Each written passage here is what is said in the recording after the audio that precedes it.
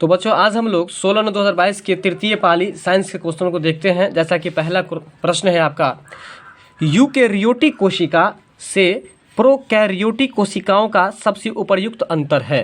ठीक है, इसका मतलब ये हुआ कि यहाँ दो प्रकार की कोशिका, जरा मेरी तरफ ध्यान दीजिएगा, यहाँ दो तरह की कोशिकाओं की बात हो रही है। एक है आपको यूकेरियोटिक कोशिका, कौन सी कोशिका है? यूकेरियोटिक कोशिका। दूसरा है प्रोकैरियोटिक कोशिका। बोलिएगा, प्रोकैरियोटिक कोशिका। बताइए किस किस कोशिका के बारे में बात कर रहे हैं? यूकेरियोटिक कोशिका, प्रोकैरियोटिक कोशिका। फिर से बोलिए। यूकेरियोटिक कोशिका, प्रोकैरियोटिक कोशिका। यानी कि यूकेरियोटिक कोशिका हम कितना स्पष्ट कर रहे हैं, आप लोग स्पष्ट नहीं करते हैं। यूकेरियोटिक कोशिका और प्रोकैरियोटिक कोशिका, ठीक है, इन दोनों के बीच में आपको कहा है कि सबसे उपयुक्त अंतर क्या होगा, मतलब अंतर पूछ रहा है तो किन बातों को लेकर के अंतर है। अब हम लोग आंसर में जरा देखते हैं। डीएनए के चारों ओर नाभिकीय आवरण का अभाव और झिल्ली से बंधे हुए जीवों की अनुपस्थिति। इसका मतलब क्या हुआ, जरा इसको समझेंगे। एक बार पुनः आप लोग आंसर पर आ जाइए, आंसर पर ध्यान दीजिए। डीएनए के चारों ओर नाभिकीय आवरण का अभाव, यानी कि यूकेरियोटिक कोशिका में और प्रोकैरियोटिक कोशिकाओं में जो अंतर है कि इसमें क्या होता है आपको कि डीएनए के चारों ओर नाभिकीय आवरण का अभाव होता है। यानी कि एक कोशिका में आपको डीएनए का आवरण होता है और दूसरी कोशिका में डीएनए का आवरण नहीं होता है। एक अंतर ये हो गया।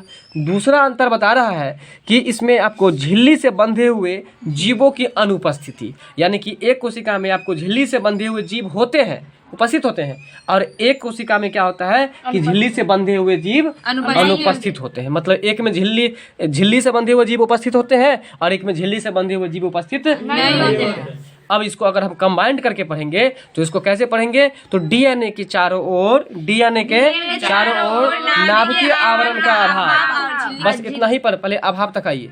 फिर से पढ़िए, डीएनए के चारों ओर नाभिकीय आवरण का अभाव। फिर से पढ़िए, डीएनए के चारों ओर नाभिकीय आवरण का अभाव। बिना देखे बोलने की कोशिश ज्यादा कीजिए। फिर से बोलिए बिना देखे हुए। डीएनए के चारों ओर नाभिकीय आवरण का अभाव। डीएनए के चारों ओर नाभिकीय आवरण का अभाव। एक बार पुनः फिर से बोलिएगा, डीएनए के चारों ओर नाभिकीय आवरण का अभाव। बहुत अच्छा। डीएनए के चारों ओर नाभिकीय आवरण का अभाव और इसके बाद है आपको झिल्ली से बंधे हुए जीवों की अनुपस्थिति।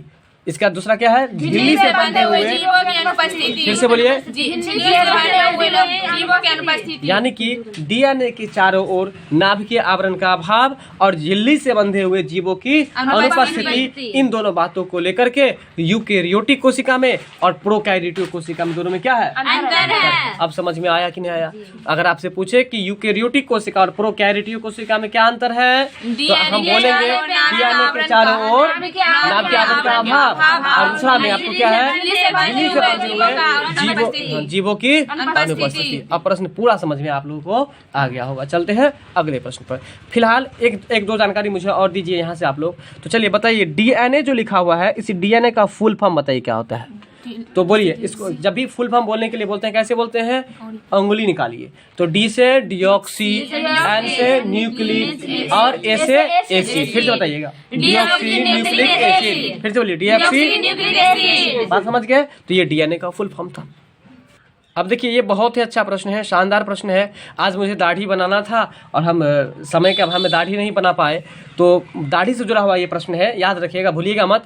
दाढ़ी बनाने में प्रश्न क्या है? दाढ़ी बनाने में किस प्रकार के दर्पण का उपयोग किया जाता है? तो दाढ़ी बनाने में किस प्रकार के दर्पण, देखिए यहाँ दर्पण की बात हो रही है। किसकी बात हो रही है? दर्पण मतलब समझते हैं, दर्पण का अंग्रेजी होता है मिरर। और मिरर जो होता है, जो आप जो श्रृंगार करते हैं, मुंह जो देखते हैं, चेहरा, वो किस में देखते हैं आप? आईना में देखते हैं। और उसी आईना को दर्पण कहा था। क्या कहता है? दर्पण कहा आता है। तो याद रखिएगा, दर्पण कितने प्रकार के होते हैं? 2 प्रकार के। कौन कौन से दर्पण है? और अवतल दर्पण। तो आप जो दाढ़ी बनाते हैं तो आप जिस आईना का यूज करते हैं, या फिर आप चेहरा देखते हैं तो जिस आईना का यूज करते हैं उसका नाम क्या है, वो आपसे पूछ रहा है। तो बताइए, आप लोगों को पता है कि इसका आंसर क्या होगा? अवतल होगा। अगर याद नहीं रहे तो याद रखना बहुत ही आसान है। देखिए यहाँ पर ये वैसे इसका राइट आंसर अवतल है। क्या है? अवतल है। और यहाँ ऑप्शन बी में दिया है उत्तल। अब एक बात बताइए, आप जो आईना में दाढ़ी बनाते हैं तो आप जब चेहरा देखते हैं तो आपका मुंह जो है तो उस आईना में आपसे बड़ा दिखता है कि छोटा दिखता है? बड़ा दिखता है ना। बड़ा दिखता है कि नहीं, आप कंफर्म है कि नहीं? दाढ़ी रहता है छोटा छोटा, जब आईना को नजदीक करते तो बड़ा दिखता है हमको। बात समझ में आ रहा है? तो इसलिए याद रख लीजिए कि उत्तल और अवतल, उत्तल में 3 गो लेटर है, उत्तल में 3 लेटर है। वो लेटर मतलब समझते हैं ना, वर्ण वर्ण वर्ण, लेटर का मतलब वर्ण, वर्ड का मतलब ये पूरा हो गया, ठीक है ना। जैसे क ख ग ये वर्ण हुआ, क ख ग में जैसे क कर का म मिला देंगे तो 2 गो लेटर मिल करके, 2 गो वर्ड मिल करके शब्द हो गया। वर्ण से शब्द बनता है, शब्द से वाक्य बनता है, वाक्य से पद बनता है। मेरे बातों को समझिए यहाँ पर। तो सबसे छोटा, अरे वैसे भी तो आप याद करते हैं कि सबसे छोटी इकाई को हम लोग ध्वनि की सबसे छोटी इकाई को जिसे टुकड़ा नहीं किया जा सकता। बात समझ में आया? तो आप वर्ण को टुकड़ा नहीं कर सकते हैं, ठीक है। तो आइए, खैर यहाँ पर साइंस में चल रहे थे, तो उत्तल और अवतल में बड़ा कौन है? इसका मतलब याद रख ले, जब भी पूछे कि दाढ़ी बनाने में किस दर्पण का यूज किया जाता है, तो आप सोचेगा कि सर बोले हुए थे जब दाढ़ी बनाते हैं, दाढ़ी को देखते हैं तो दाढ़ी बड़ा बड़ा नजर आता है ना, इसलिए दाढ़ी बनाने में किस दर्पण का उपयोग करेंगे? अब एक बात बताइए, कभी आप लोग बाइक से कभी सवार होकर के कहीं गए हैं? बिल्कुल गए होंगे। जब बाइक से आप सवार होकर के जाते हैं, कभी रात में अगर गाड़ी चलाए होंगे आप लोग, तो आप लोग गौर किए होंगे कि लाइट जलाने की जरूरत होती है। जब आप लाइट जलाते हैं तो बल्ब तो आपकी गाड़ी में जलता है, लेकिन उसका फोकस जो है आपको क्या होता है कि बहुत दूर तक जाता है, दूर तक जाता है ना। ऐसा क्यों होता है? क्योंकि उसमें आपको उसको और अवतल दर्पण जो है ना फैलाने का काम थोड़ा ज्यादा करता है, फैलाने का काम ज्यादा करता है, और उसको सब प्रकाश को एक जगह समेट करके देता है, जिससे आप सड़क पर जो है सो है कि नहीं बढ़िया से जा सकते हैं और कोई दुर्घटना से बच सकते हैं। तो याद रखिएगा, यहाँ पर गाड़ी से जुड़ा हुआ 2 प्रश्न पूछता है अधिकतर। एक है कि गाड़ी के साइड मिरर के रूप में, या साइड मिरर नहीं होकर के वहां पर आपको पश्च दर्पण के रूप में पूछ देता है, ठीक है, या पीछे देखने के लिए। तो गाड़ी के साइड मिरर में कहे, साइड मिरर का मतलब होता है आप जो एक्सीलेटर और ब्रेक पर जो हाथ रखते हैं दोनों हैंडल पर, तो उसके ऊपर में मिरर रहता है, मतलब दर्पण रहता है, आईना रहता है ना। तो उस आईने में जो पीछे का वस्तु देखते हैं, तो आप एक गौर कीजिएगा, उस वस्तु में आपका मुंह कैसा लगता है? छोटा लगता है। एक बात बताइए, हम अभी आपके आंख में लगता है कि घुसे हुए हैं, और आप हमारे आंख में घुसे हुए हैं। देखिए आप और से देख रहे हैं, तो आप जो मेरे आंख में घुसे हुए हैं, तो अभी हमारा साइज आपके आंख में कितना बड़ा है? बहुत छोटा है ना। इसलिए याद कर लीजिए कि मानव के आंख में कौन सा लेंस रहता है, और कौन सा लेंस है जो वस्तु से छोटा प्रतिबिंब बनाता है। और ये भी याद रखिएगा कि हम आपके आंखों में जो देख रहे हैं ना, तो उल्टा दिख रहा है। हम आपको देख रहे हैं लेकिन आप हमको उल्टा देख रहे हैं। इसका मतलब है कि उत्तल दर्पण में वस्तु से छोटा प्रतिबिंब बनता है और उल्टा। यानी कि इसका ट्रिक भी याद रखिएगा कि आंख तो बा से हो गया वास्तविक, और उसे उल्टा। आंख कहेगा तो आंख तो बाव, यानी कि बा से उल्टा, उसे उल्टा सॉरी बा से वास्तविक और उसे उल्टा। दूसरा प्रश्न, अब हम लोग गाड़ी के साइड मिरर पर चल रहे थे, तो अब बताइए कि जब आप साइड मिरर के आईना में देखते हैं तो आप छोटा दिखते हैं, इसका मतलब कौन सा दर्पण है? नहीं भूलिएगा, वहाँ बड़ा बड़ा ट्रक सब जो है ना, वो भी आपको उस आईना में दिखा जाता है, यानी कि वस्तु को छोटा करके दिखा देता है, तो आप दुर्घटना से बच जाते हैं। तो बताइए साइड मिरर के रूप में कौन सा? वही अगर बात करें कि हेडलाइट का मतलब जो लाइट जलती हुई रहती है, तो उसमें आपको कौन सा दर्पण रहता है? अवतल लेंस नहीं बोल दीजिएगा, अवतल दर्पण बोलिए। क्या बोलेगा? बात समझ रहे हैं ना। तो गाड़ी के हेडलाइट में किसका?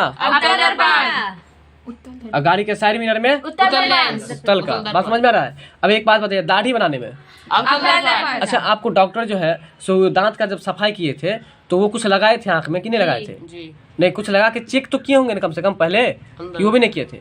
अगर नहीं किए थे जी अगर नहीं किए थे मान के चलिए, तो ये जैसे सूक्ष्मदर्शी सब है ना, तो सूक्ष्मदर्शी सब जो होता है, तो उसमें आप तो ये जानते होंगे कि वस्तुओं को छोटा छोटा जीव को बड़ा करके दिखाता है सूक्ष्मदर्शी में। तो इसका मतलब उसमें कौन सा लेंस रहता है? अवतल लेंस रहता है। क्या रहता है? अवतल लेंस रहता है, याद रखिएगा। ठीक उसी तरह से अगर आपको पूछ दे कि डॉक्टरी अपनी जो है इलाज में या दाढ़ी बनाने में या हजामत करने में कौन सा दर्पण का यूज किया जाता है, तो अवतल। गाड़ी के साइड मिरर में उत्तल, गाड़ी के हेडलाइट में है ना, या हेडलाइट का हिंदी होता है अग्रद्वीप। क्या होता है? अग्रदीप होता है, द्वीप नहीं अग्रदीप, यानी कि आगे जो है सो देखने में किसका यूज किया जाता है? तो यहाँ तक बात समझ में आ गया होगा। ठीक है, समझ में आया कि नहीं समझ में आया? चलिए अगला प्रश्न है आपका, निम्न में से कौन सा संबंध सत्य है? क्या कहता है? कौन सा संबंध सत्य है? तो यानी कि आप बताइएगा V बराबर आई आर। V बराबर क्या होता है? V बराबर तो V बराबर क्या होता है? I R. याद रखिएगा, मतलब आई आर का मतलब हो गया आई गुने आर। ठीक है, V बराबर V बराबर आई गुने आर। ये याद रखने की चीज है, आप इसको याद रखिएगा रट करके। V बराबर आई आर, बिल्कुल आई गुने आर।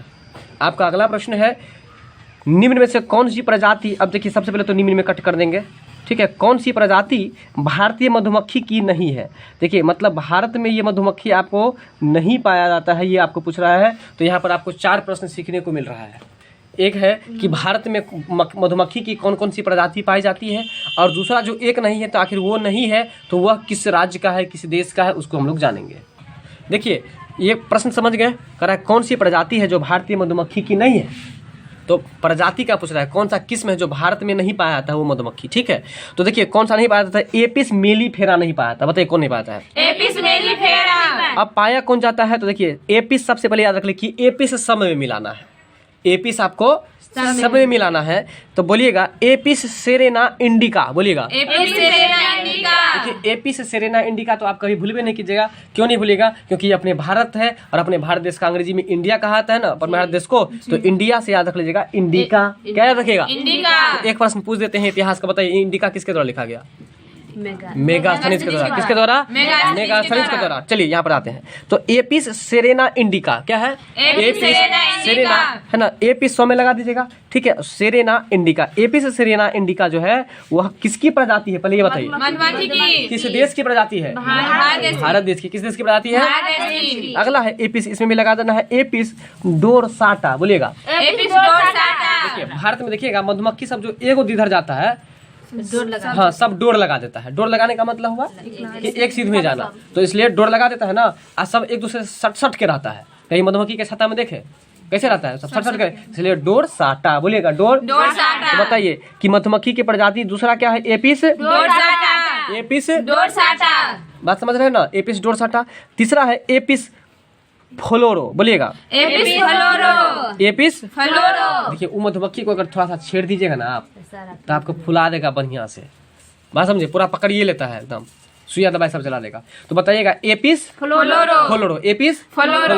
अब आप लोग बताएंगे, एक बार पुनः बताते हैं, ये क्वेश्चन समझ गए नहीं? अगर नहीं समझे तो इसको ध्यान दीजिए। कह रहा है कौन सी प्रजाति भारतीय मधुमक्खी में नहीं है, तो जो नहीं है उसको छोड़ करके हम लोग पहले उसको याद करेंगे जो भारत में प्रजाति पाई जाती है। तो बताइए पहला, सबसे पहला हम बताए थे कि एपी से 100 में लगा दीजिएगा, एपी समय लगा दीजिएगा, और एक में लिखा हुआ है आपको इंडिका लगा हुआ है, तो इंडिका से याद हो जाएगा, उसका पूरा नाम है एपिस सेरेना इंडिका। क्या है? Apis cerana indica. दूसरा है एपिस डोरसाटा, बोलिएगा एपिस डोरसाटा। Apis dorsata. तीसरा है एपिस फ्लोरो, बोलिएगा एपिस फ्लोरो। एक बार पुनः अब आप लोग देख करके बोलेंगे Apis cerana indica, Apis cerana indica, Apis dorsata, Apis dorsata, Apis florea. Apis florea. चलिए बिना देखे बताइए। Apis cerana indica. Apis cerana indica, Apis cerana indica, Apis cerana dorsata, Apis florea. Apis florea. फिर से बोलिए Apis cerana indica, Apis dorsata, Apis florea. आपको याद नहीं हुआ, फिर से बताइए।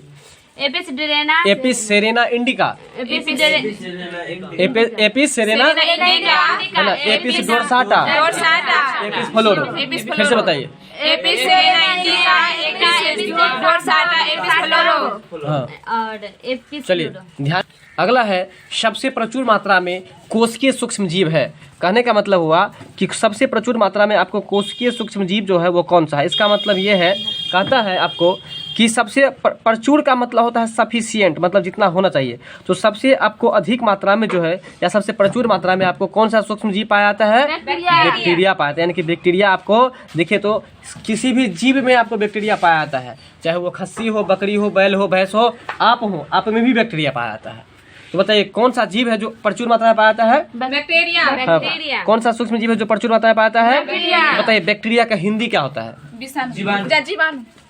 बैक्टीरिया बहुत से बैक्टीरिया है ना, लेकिन यहाँ पर आप बहुत से जीवाणु मत याद रखिएगा, बहुत से विषाणु होता है ना, इसलिए वायरस वाला में आप विषाणु याद रखिएगा। वायरस है ना मतलब विषाणु, ठीक है, और बैक्टीरिया का मतलब होता है जीवाणु। बैक्टीरिया का मतलब जीवाणु। चलिए अमीबा समझते ही हैं, पैरामीशियम समझते ही हैं, ठीक है। अगर आपसे पूछे कि बैक्टीरिया का हिंदी क्या होता है, जीवाणु, और वायरस का हिंदी क्या होता है, विषाणु। विषाणु होता है। आइए अगले प्रश्न में चलते हैं। मानव अस्तित्व को बनाए रखने के लिए सबसे महत्वपूर्ण हवा कौन सा है? भाई ये प्रश्न अगर समझ लीजिएगा ना तो आपको इसका आंसर याद करने की कोई जरूरत नहीं है, ठीक है। तो बच्चा करते क्या, अधिकतर गलती करने का चांसेस क्यों होता है? क्योंकि बच्चे प्रश्न के वर्ड को नहीं समझ पाता है, प्रश्न को नहीं समझ पाता है। जब प्रश्न को नहीं समझता तो उसका आंसर नहीं दे पाता है। देखिए कहता है मानव अस्तित्व को बनाए रखने के लिए, मतलब सीधा समझ लीजिए कि मानव को जीने के लिए कौन सा हवा चाहिए? ऑक्सीजन। अगर ऑक्सीजन नहीं होगा तो हम लोग मर जाएंगे ना। तो वही बात कर रहा है कि मानव के अस्तित्व को बनाए रखने के लिए, किसको मानव के अस्तित्व को बनाए रखने के लिए सबसे महत्वपूर्ण गैस कौन सा है या हवा कौन सा है? ऑक्सीजन है। तो ऑक्सीजन का सूत्र बता दीजिएगा। कार्बन का सी होगा, कार्बन का C, नाइट्रोजन का N2, हीलियम का He, He होगा। ठीक है, तो बताइए मानव के अस्तित्व को बनाए रखने के लिए सबसे महत्वपूर्ण गैस हवा ऑक्सीजन है। क्या है? ऑक्सीजन। अगला प्रश्न आपका है लाइम जल है। क्या प्रश्न जरा बोलिएगा? लाइम जल है। प्रश्न बोलिएगा। लाइम जल है। बताइए लाइम जल का उदाहरण क्या है? बताइए। COH2। लाइम जल है आपको COOH2। क्या है? देखिए लाइम का मतलब होता है, लाइम अंग्रेजी वर्ड है लेकिन इसको हिंदी में लिख दिया है। लाइम का मतलब होता है चूना। क्या होता है? चूना। तो बताइए चूना का सूत्र क्या होता है? CaOH2। होता है कि नहीं होता है? CaOH2। तो लाइम जल का बताइए इसका संकेत क्या होगा? CaOH2। लाइम जल का क्या होगा? CaOH2। ठीक है, इसको याद रखना पड़ेगा आपको। और ये लाइम जल को हिंदी में क्या कहते हैं? चूना। चूना जल। क्या कहेंगे? चूना। तो बताएंगे लाइम जल को हिंदी अंग्रेजी में क्या कहेंगे? अंग्रेजी में तो लाइम वाटर कहेंगे उसको ना। लाइम मतलब चूना और जल का अंग्रेजी क्या होगा? वाटर। तो लाइम जल को अंग्रेजी में क्या कहेंगे? Lime water. और लाइम वाटर को हिंदी में क्या कहेंगे? चूना जल। और अंग्रेजी में क्या कहेंगे? Lime water. क्या कहेंगे? तो बताइए अब चूना जल जो है उसका सूत्र क्या होगा? CaOH2। चलिए आपका अगला प्रश्न है। चलिए अब सबसे पहले 93 वाले प्रश्न को देखिए। यहाँ लिखा निम्नलिखित में कौन प्रोपैनिक अम्ल है? बताइएगा। प्रोपैनिक अम्ल पूछ रहा है कि इसमें कौन सा है।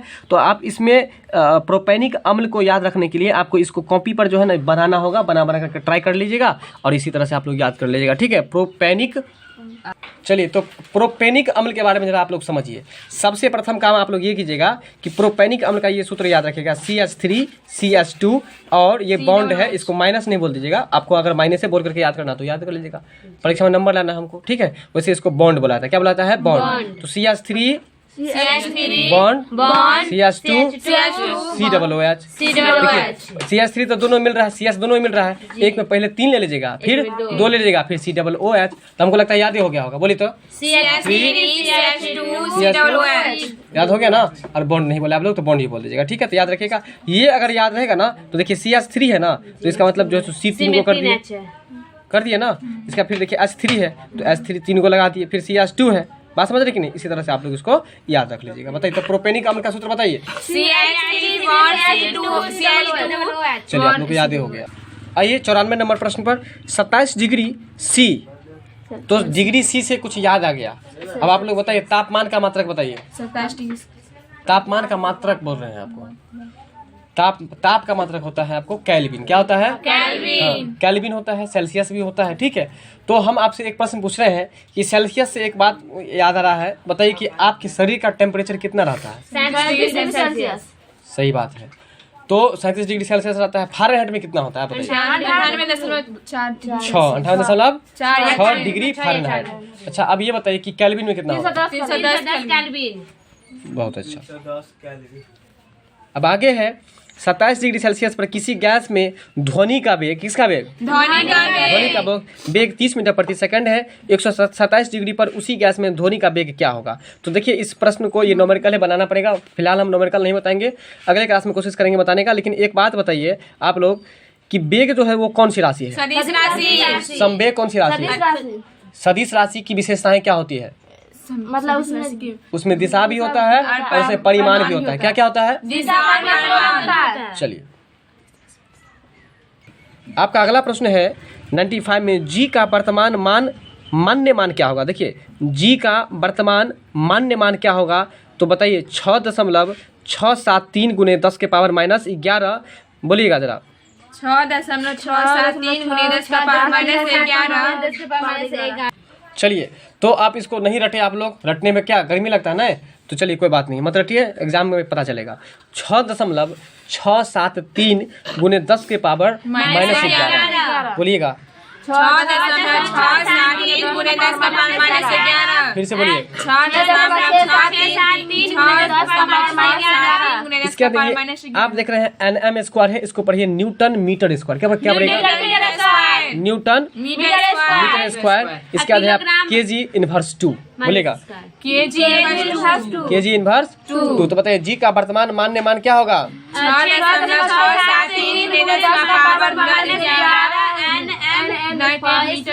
nm square KG inverse 2, KG inverse 2। अगर नहीं बोलना आता है तो सीधे केजी -2 बोल दीजिए, कोई दिक्कत की बात नहीं। ठीक है, चलते आगे, उसे इनवर्स उसको बोला जाएगा।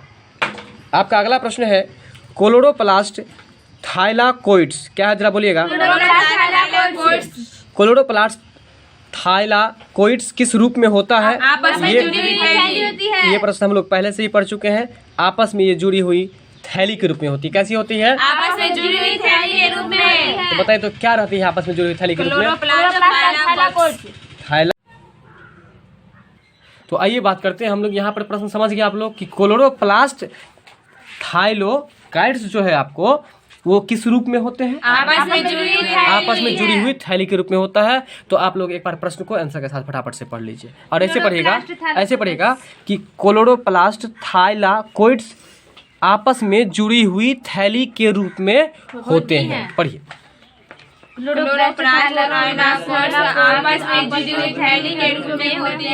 चलिए एक बार और पढ़िए।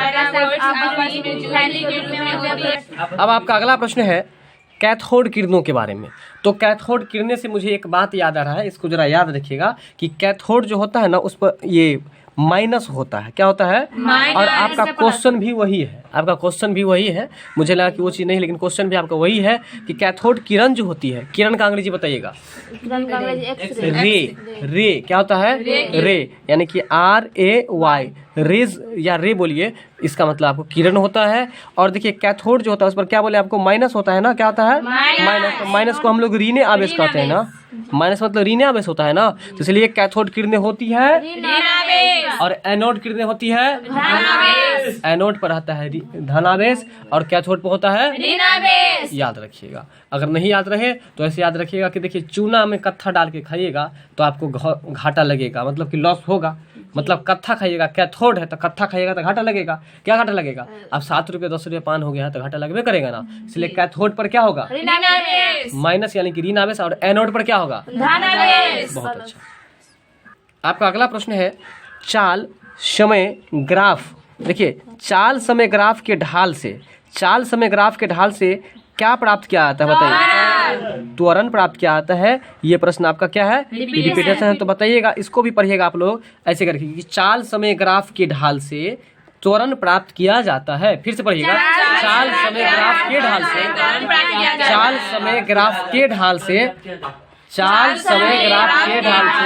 त्वरण प्राप्त किया जाता है। पढ़िए दो चार बार पढ़िए।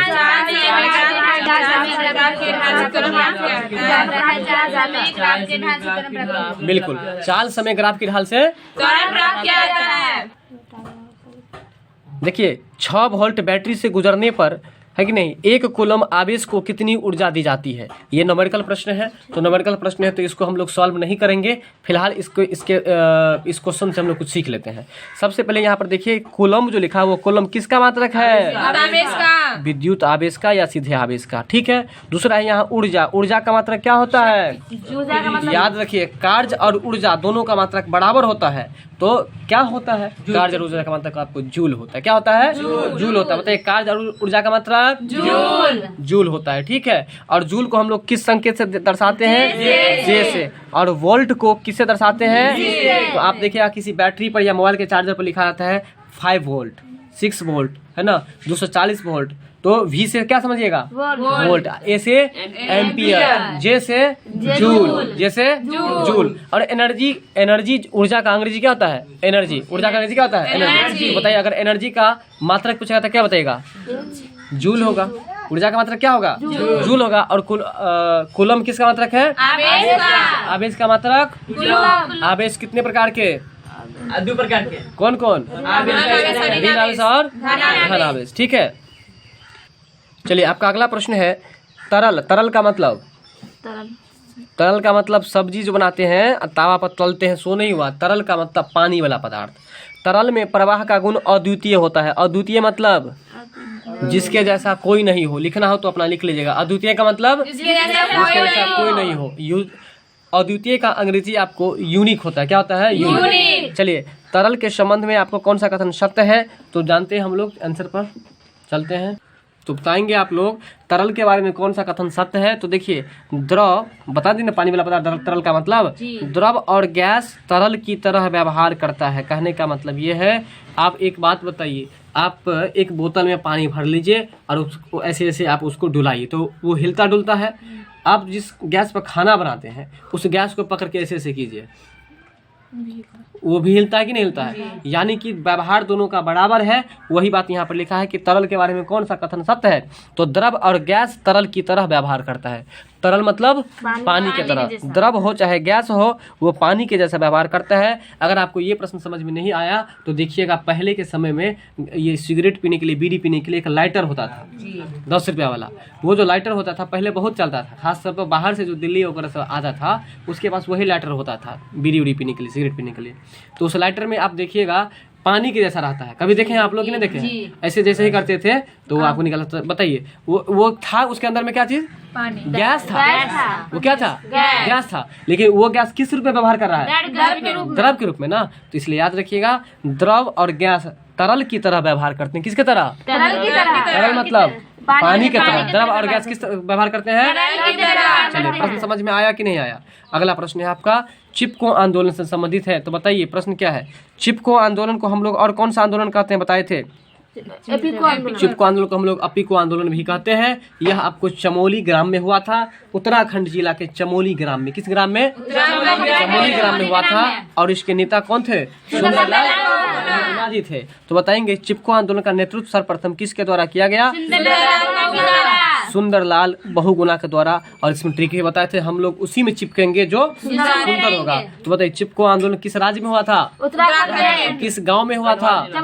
चमोली गांव में हुआ था और गढ़वाल जिला में हुआ था। अब ये बताइए, आपकी जो इसके प्रवर्तक या इसके नेता कौन थे? सुंदरलाल बहुगुणा। चलिए, एक प्रश्न याद आ रहा है इस राजीव गांधी के ऑप्शन को देख करके। राजीव गांधी जो थे वो जो मर गए तो उनकी समाधि जहाँ पर बनाया गया उनको क्या कहा है? मतलब राजीव गांधी की समाधि का नाम है, याद रखिएगा, वीर भूमि। कौन भूमि? वीर भूमि। कौन भूमि? वीर भूमि। तो बताएंगे आप लोग, विश्व पर्यावरण दिवस की बात हो रही है। किसकी बात हो रही है? विश्व पर्यावरण दिवस। और ये विश्व पर्यावरण दिवस जो है वह किस तारीख को मनाया जाता है?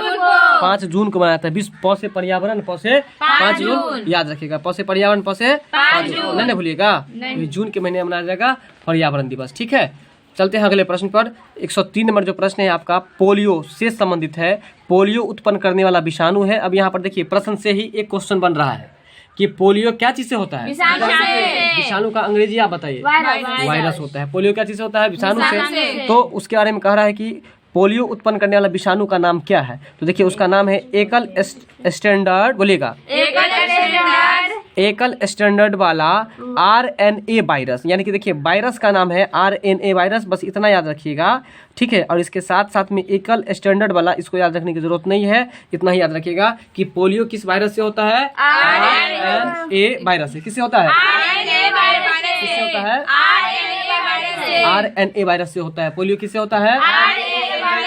RNA वायरस से होता है। ठीक है, अगर आपसे पूछते कि RNA का फुल फॉर्म क्या होता है तो बोलिए, R से राइबो, N से न्यूक्लिक, A से एसिड। तो बोलिए RNA का फुल फॉर्म। DNA का full form deoxy nucleic acid. DNA का फुल फॉर्म RNA का फुल फॉर्म। चलिए, आइए अगला प्रश्न है आपका, निम्नलिखित में कौन सी धातु को गहने के रूप में प्रयोग किया जाता है? ठीक है, बताइए कौन सी धातु को, निम्नलिखित में कट कर दीजिए, कौन सी धातु को गहने के रूप में प्रयोग किया जाता है? बताइए आप लोग। सोना, चांदी, प्लेटिनम। तो बताइए, आप लोग को जब प्रश्न पूछने के लिए कहते हैं ना तो आप लोग कुछ बात जो मुंह से बताए रहते हैं इसको क्यों नहीं पूछते हैं? उसको भी पूछा कीजिए, इससे पकड़ होगा। जैसे कि कल हम लिख दिए थे, कल के क्लास में भी ये आया था, ये प्रश्न रिपीटेशन है। बताइए, सोना का संकेत क्या होगा? क्या होगा? AU होगा, जो कि आपको याद नहीं था। ठीक है, चांदी का क्या होगा? AG होगा। और AG का लैटिन नाम जो है आपको अर्जेंटीनम होता है। क्या होता है? अर्जेंटीना। सोना का लैटिन नाम क्या होता है? ऑरम होता है। क्या होता है? ऑरम होता है। ठीक है, तो याद रखिए कि धातु का गहना बनाने में किस किस तत्व का प्रयोग किया जाता है? सोना, चांदी और प्लेटिनम का। और आपको आज का जो ये लास्ट प्रश्न है, निम्नलिखित में F2 पीढ़ी में लक्षण रूपी फिनोटाइप एक संकर मोनोहाइब्रिड संकरण का अनुपात है। देखिए बस इतना इसमें याद रखना है। देखिए इस प्रश्न में आप ये याद रखिएगा, ये जो फिनोटाइप लिखा हुआ है, ठीक है ना, फिनोटाइपिक लिखा हुआ है और मोनोहाइब्रिड लिखा हुआ है, बस इतना याद रखिएगा। फिनोटाइपिक और मोनोहाइब्रिड का अनुपात क्या है? तो 3:1। कितना है? 3:1। बस इतना ही याद रखिएगा आप लोग, ठीक है। तो हम मिलते हैं हम लोग अगले वीडियो में, नेक्स्ट वीडियो में। वीडियो अच्छा लगा हो तो लाइक शेयर